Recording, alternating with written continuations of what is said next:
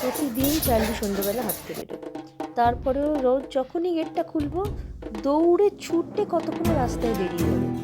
এবারে এত গরম চলছে, একটুখানি সূর্যটা অস্ত যাওয়ার পর সন্ধে বা বিকেলের দিকটা আমি দেখি সবাই কুকুর হাঁটাতে বেরোয়, কিন্তু আমি বের করি না। আসলে সেই সময় সবে মাটিটা উত্তাপটা ছাড়তে শুরু করেছে, পুরোপুরি মাটিটা তো ঠান্ডা হয় না। একটু রাতের দিকে হলে বার করলে ওদের পক্ষে একটু কমফোর্টেবল হয়, নাহলে ওরা খুব কষ্ট পায়। তো যেমন হাঁটতে বেরোয় প্রতিদিনই এইরকম শুধু বেশি গরম পড়লে সন্ধ্যের দিকে মানে ওই ধরো 7টা 8টা নাগাদ, আর মানে বেশি গরম থাকলে আরও একটু রাতের দিকে 9টা সাড়ে 9টা নাগাদ বের করি।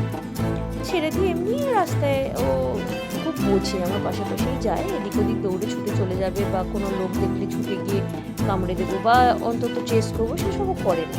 ও ওর মতো ঘুরে বেড়ায়। ওর ব্যাপারটা হচ্ছে, ওকে যদি ওর গায়ে কেউ হাত না দেয় বা ওর কাছে না কেউ আসে বা আমার সাথে কেউ দাঁড়িয়ে ওর সামনে কথা না বলে, তাহলে ওর কোনো সমস্যা নেই। ও ওর মতো ঘুরে বেড়ায় এদিক ওদিক, যেরকম কুকুরেরা করে, ডগেরা করে মার্কিং করা, এইগুলোই করে। আমাদের পাড়ায় কিছু কুকুর আছে যারা এখানে থাকে, ও চোখে দেখে চেঁচায় রোজ।